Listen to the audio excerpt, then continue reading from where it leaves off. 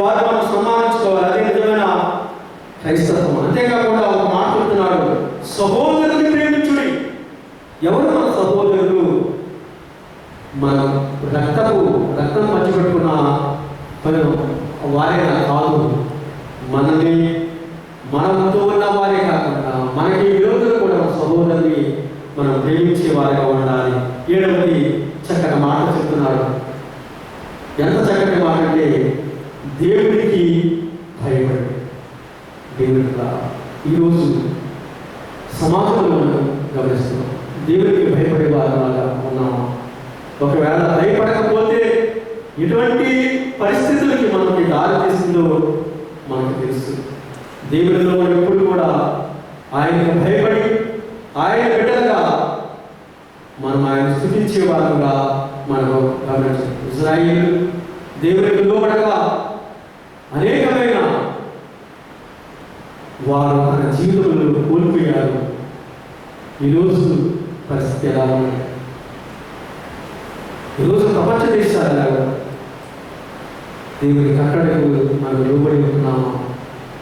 ఎటువంటి ఉగ్రతకు గురి అవుతున్నాము ఒకసారి మనం పరిశీలించుకోవచ్చు. ఈనాడైనా ఎప్పుడైనా జరుగుతుందో ఇటువంటి విషయాలంటే, దేవుని ప్రజలైన ఇశ్రాయేలు కూడా ఇటువంటి దృష్టి వచ్చింది. ఇప్పుడు ఎక్కడ ఎలా? యెషయా గ్రంథము 24వ అధ్యాయము, యెషయా గ్రంథము 24వ అధ్యాయంలో వ్రాయబడిన మాట మీకు జ్ఞాపకం చేస్తాను. యెహోవా దేశమును ఒట్టిదిగా చేస్తున్నాడు. యెహోవా దేశమును ఒట్టిదిగా ఆయన దాన్ని పాడుగా చేసి కల్లోలపరుచున్నాడు. దేశాన్ని కల్లోలపరుచున్నాడు. దాని నివాసులను చెదరగొట్టుచున్నాడు. అక్కడ చూసినట్టయితే, ఇంకా మనం గమనించినట్లయితే ఆ విషయాలను చదువుకుని 4వ భాగంలో చెప్తున్నారు. యెహోవా ఎలా సరిచిన దేశము వ్యాపము చేత వాడిపోవచ్చున్నది, లోకము దుఃఖము చేత క్షీణించుకోవచ్చున్నది, భూజనులలో గొప్పవారు క్షీణించుకోవచ్చున్నారు, లోక నివాసులు ధర్మశాస్త్రమును అతిక్రమించున్నారు, కట్టడను మార్చి నిత్య నిబంధనలు మీరిన్నారు, దాని నివాసుల చేత లోకము అపవిత్రమాయెను. లోకము అపవిత్రమాయెను. ఈరోజు మన జీవితంలో దేవునికి భయపడక, దేవునికి లోపడక ఉన్న బిడ్డలు ఎలా ఉంటున్నారు మనకు తెలుస్తున్నారు.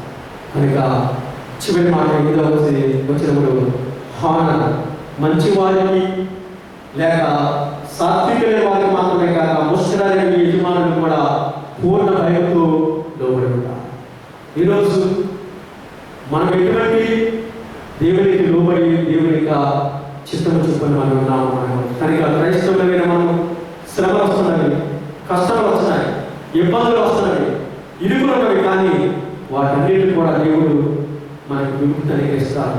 అందుకని చెప్తున్నాడు, శ్రమలు అనుభవించినప్పుడు, కష్టాలు అనుభవించినప్పుడు సంతోషము ఉంటుంది అన్న విషయాన్ని గమనిస్తున్నాము. ఎవడైనా అన్యాయంగా శ్రమ పొందుచు దేవుడి గురించిన మనస్సాక్షి కలిగి దుఃఖం సహించడానికి ఇంతవరకు దెబ్బలు తిన్నప్పుడు మీరు సహించడంలా మీకేమి ఫలం?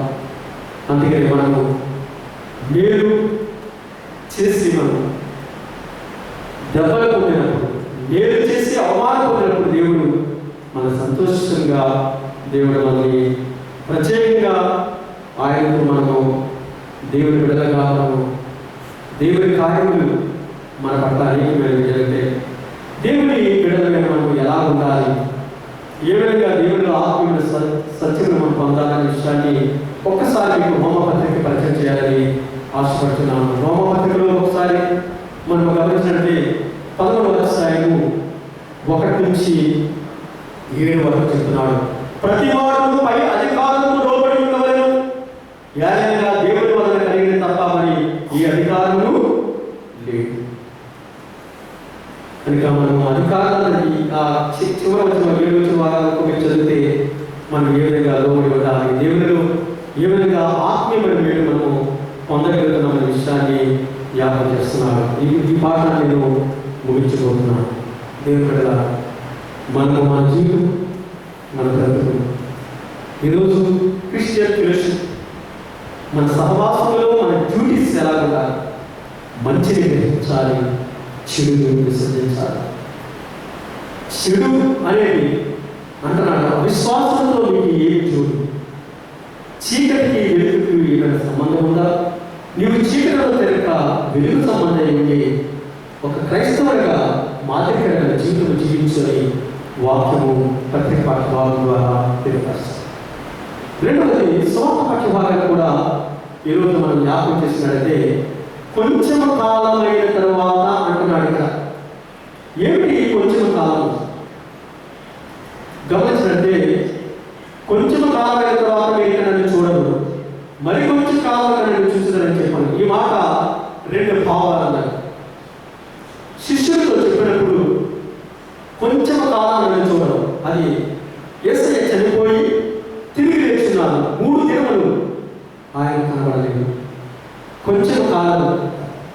కానీ రెండవది ఆరోహణ అయిన తర్వాత అనగా నేను ఉండదు, దేవుడి దగ్గరికి వెళుతున్నానని భావాన్ని కూడా తెలియపరుస్తుంది. కొంచెం కాలం తర్వాత ఉండదు అంటే రెండవ ఆరోహణ వచ్చే వరకు మీరు కనిపెట్టుకుని ఉండాలని విషయాన్ని ఇక్కడ తెలియపరచడం జరుగుతుంది.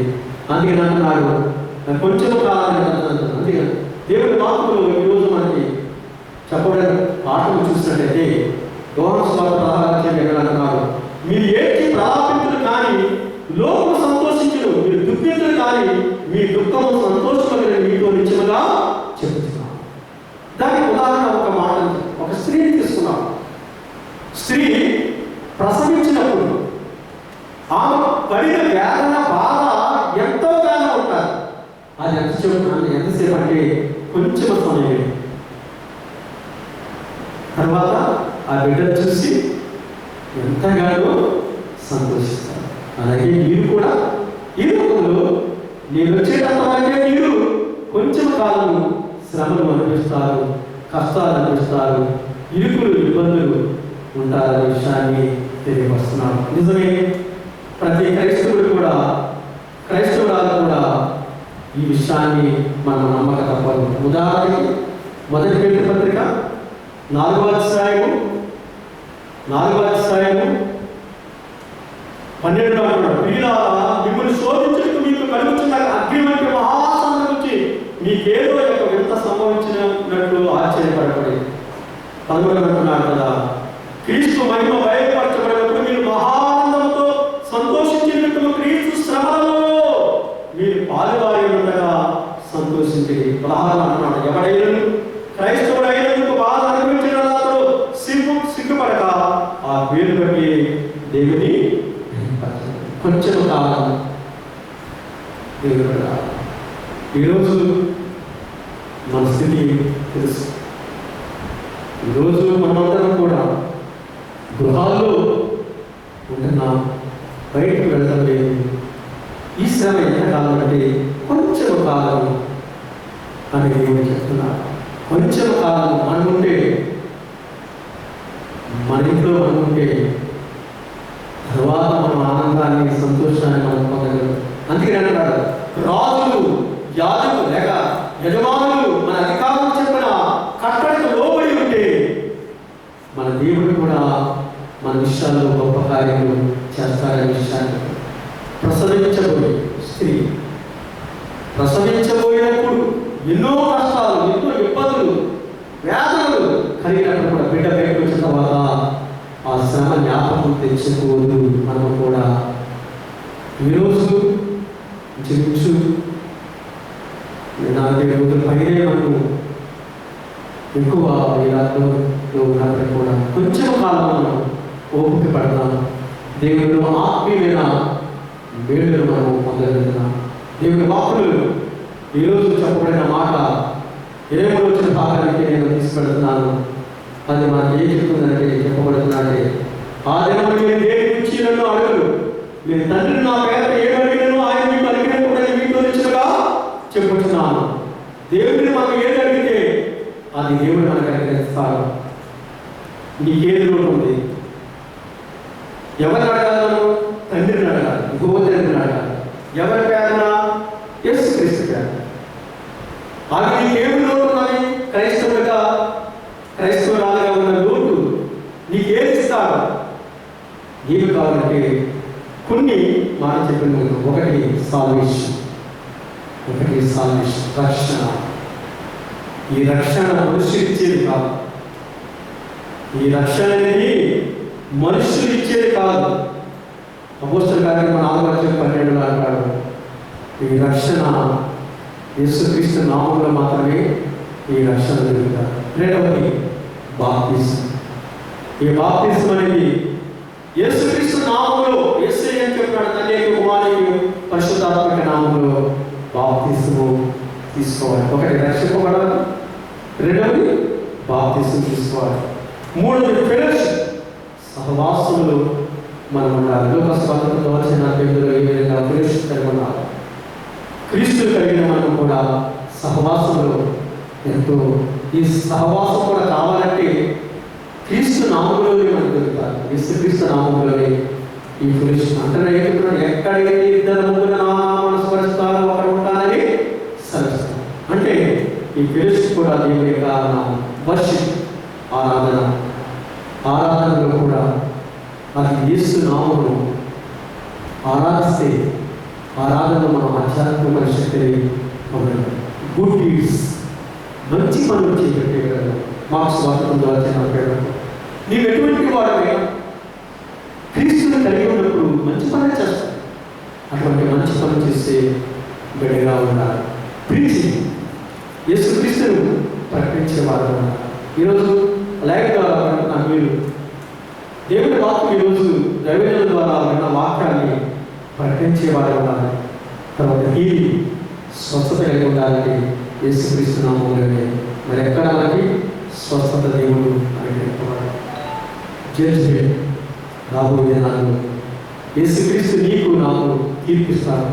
ఆ తీర్పులో మనము దేవునికి మహిమకరమైన ఆ తీర్పులో ఉన్నతమైన స్థితిలో తీర్పులో రాక మహిమలో ఆయన దేవుని యొక్క ప్రణాళిక చెప్పిన ఆయనతో మనం ఉంటే దేవుడు మనం ఎంతగానో ఆశిస్తాడు. ఉదయం, మధ్యాహ్నం, సాయంకాలం దేవుడు దాని అనేక సార్లు ప్రార్థన చేసి దేవుని మహిమ పొందాలి. కనుక మనం హోలీ స్పిరిట్ పొందాలంటే, ఆ ఆత్మ మనపై పడిపోవడానికి దేవునిలో ఆధ్యాత్మిక శక్తి ద్వారా మనము జీవించేటట్టుగా ఉండాలి. అందుకే మన భక్తులు ఈ మాట రాస్తారు. శోధనలో వేదనలో విడువక నన్ను కాచితి, భయపడిది భ్రమపడిది నిన్నే మరచి ప్రభువా, నా ప్రభువా నా దేవా స్తుతులను గైకొనుమా, నీ కృపను నా జీవితము సరిచేయుము దేవా. అల్పుడను అధముడను ఎంచికలేని వాడను, పాపములో పయనించి నిన్నే మరచి ప్రభువా. అల్పుడను అధముడను ఎంచికలేని వాడను,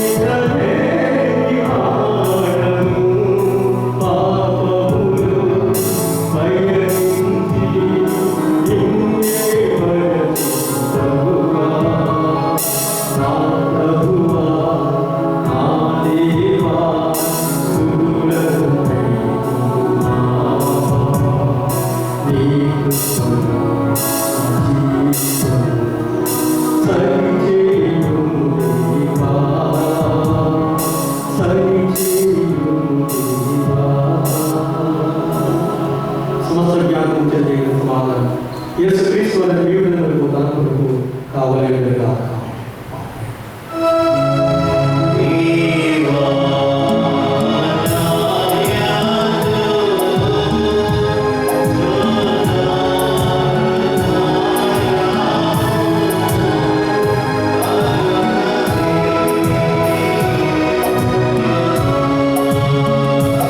నా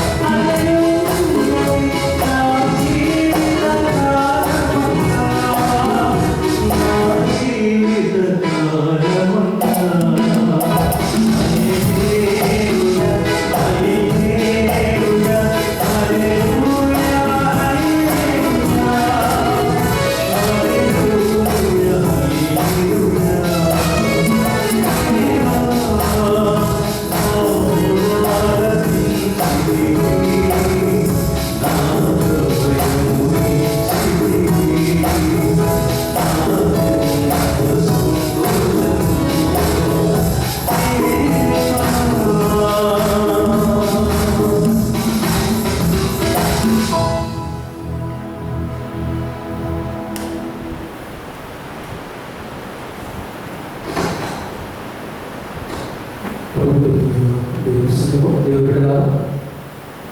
ఇంతవరకు దేవుడు తన వచ్చిన చూడ మన దీవించబట్టి దేవాలయం తెలియజేస్తూ ఇంకా కొంచెం కాలము మరి దేవుని యొక్క ప్రణాళిక చెప్పడం మన అధికారులు చెప్పినంత వరకు అలాగే రైట్ ప్రోగ్రాం మనకు జరుగుతుంది. ఇద్దరు సహకరించి వస్తున్నాము, కూర్చున్నాం. ఈ కార్యక్రమాన్ని వీక్షిస్తున్నాం. ప్రతి వారు కూడా దేవుని నామంలో ఆత్మీయంగా మీరు బలపడాలని, మన అధికారులు చెప్పిన మాటల ప్రకారం మన ఇంటి నుంచి బయటికి రాకుండా మన దేవుళ్ళు ఆత్మీయంగా మనం పొందడానికి అనేకమైన కుటుంబాలు ఆశీర్వాదకరంగా ఉండడానికి అందరి ప్రాంతాలను జ్ఞాపకం చేసుకోండి. క్రిస్టియన్ ఫెలోషిప్ యొక్క మన డ్యూటీస్ ఏ విధంగా మనం తెలుసుకున్నాం. ఇప్పటి వరకు మన జీవితాల్లో ప్రభుత్వం కలిగి ప్రభు యొక్క వాగ్దానాన్ని జీవితం జీవించాలని అతి త్వరలో కొంచెం కాలమైన తర్వాత మనం అందరం కలిసి ప్రభువులో ఆత్మీయమైన వేలు మనం పొందగలుగుతామని విశ్వసిస్తున్నాం. ఇది సహకరిస్తున్న చైర్మన్ ప్రెసిడెంట్ పిసిసి విశేషం బాడీకి ప్రత్యేకంగా తెలియజేస్తున్నాం. అలాగే అనేకమైన విశ్వాసాలు ప్రార్థన చేస్తున్నారు. ప్రతి వారికి కూడా ప్రభు పేట వారికి ప్రత్యేకమైన వందనాలు తెలియజేస్తున్నాం. ఈ కార్యక్రమం మనం ముగించుకుంటున్నాం. దీన్ని తీసుకురాము ఆంధ్రప్రదేశ్ కేంద్ర పుస్తకం నుండి 371వ పాట పాడిన అనంతరం మన ఉత్తరబోస్ శాస్త్రి గారు ప్రార్థన చేస్తారు. ప్రభు ప్రార్థన దీనితో సెలవుస్తున్నాం.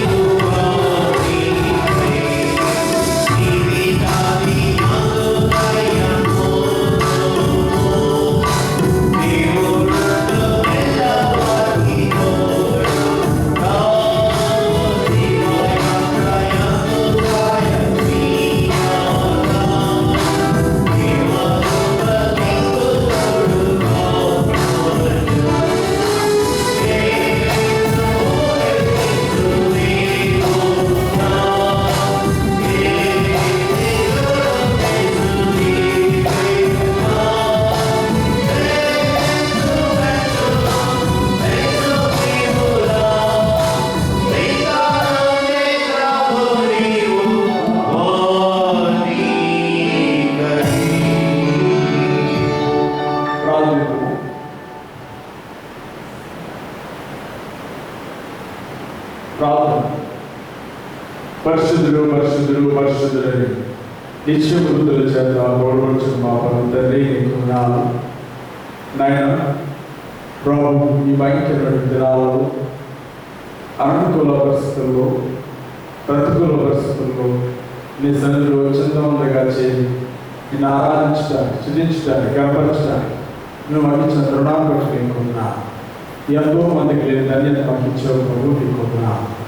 నాయన ప్రపంచమంతా కూడా అన్ని దేశాలు, అన్ని రాష్ట్రాలు ప్రభు, అన్ని పట్టణాలలో, అన్ని గ్రామాలలో ప్రభు కరోనా వైరస్ విస్తరించి అనేక మంది ప్రపంచవ్యాప్తంగా లక్షలాది మందిగా చనిపోతూ వస్తూ ఉన్నాయి. ఇదిగో ప్రభు, ప్రభుత్వాలు, అధికారులు చాలా మంది కంట్రోల్ చేయగలిగారు. ఇంకా ప్రభు అది విస్తరిస్తూనే ఉంది. ప్రభుత్వం మా బిడ్డలందరూ కూడా దీవించి ఆశీర్వదించి మా సెయింట్ మార్క్స్ సంఘాన్ని బట్టి, నాయన మా యొక్క పట్టణాన్ని బట్టి, మా రాష్ట్రాన్ని బట్టి, మా దేశాన్ని బట్టి నీకున్నా ప్రభు, విపత్కర పరిస్థితుల్లో కూడా మమ్మల్ని కాచి కాపాడుతున్నా నీ దయగల ఉచితమైన ప్రపంచకున్నా మా నిత్యము కాపాడుతున్నకే నీకున్నా. మా ప్రియుడు గృహాల్లో ఉండి ఇదిగో లైవ్ కార్యక్రమాల ద్వారా వీక్షిస్తూ ఉన్నాయి. నాయన వారిని దీవించి ఫేస్బుక్ ద్వారా, యూట్యూబ్ ద్వారా ప్రభు వారి ఇళ్లలో ఉండి ఫోన్ల ముందు, టీవీల ముందు, ల్యాప్టాప్ల ముందు బిడ్డల ప్రభు ఈ కార్యక్రమం వీక్షిస్తున్నటువంటి ప్రతి బిడ్డను మీరు దీవించి ఆశీర్వదించి మరీ ప్రార్థన చేస్తూ ఉన్నాయి.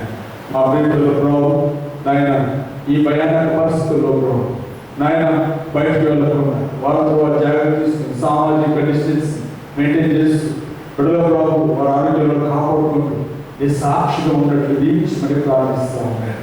ఈ కరోనా వల్ల ప్రతి గృహంలో కుటుంబ ప్రార్థన పడింది. అందుబట్టి ఇంకొక చర్చికి వెళ్ళకపోతున్నాం, కలిసి ఇంట్లో కూర్చొని ప్రార్థన చేసుకుందాం మంచి మనసును మా బిడ్డలు ఇచ్చాడు.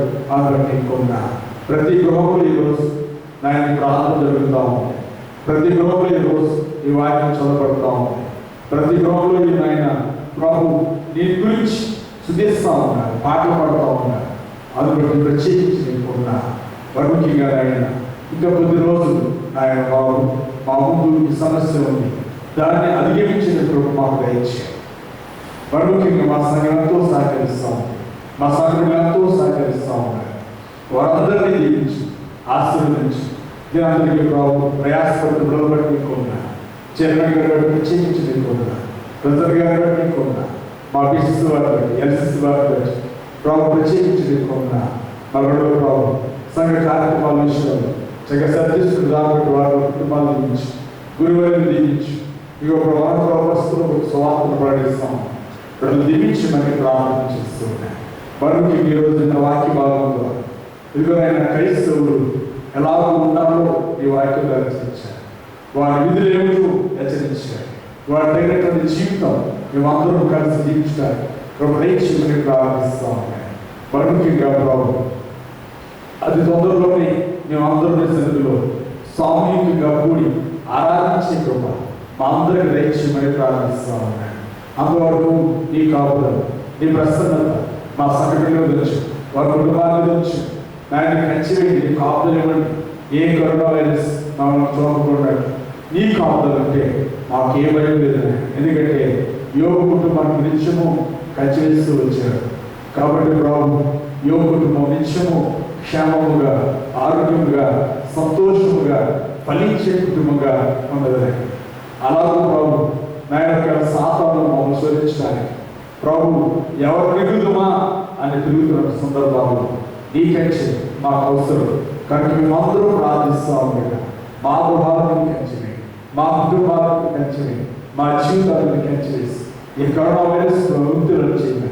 ఇదిగో ప్రభు మేమందరూ ప్రార్థిస్తూ ఉండగా మా యొక్క ప్రాంతాన్ని, మా రాష్ట్రాన్ని, మా దేశాన్ని, యావత్ ప్రపంచాన్ని కూడా వేరే సంరక్షించి కాపాడు నజరేయుని వేడుకొంచున్నాము తండ్రి. ఆమేన్. పరలోకమందున్న మా తండ్రి, నామము పరిశుద్ధపరచబడుగాక, నీ రాజ్యము వచ్చుగాక, నీ చిత్తము పరలోకమందు నెరవేర్చినట్టు భూమిలో నెరవేరుగాక. మా దిన ఆహారమే మాకు దయచేయి. పాపము చేసిన వారిని క్షమించు ప్రకారం మా పాపములను క్షమించు. శోధనకు రాజ్యము, శక్తి, మహిమ నిరంతరము నీవు తండ్రి. బిడ్డను ఆస్వాదించండి.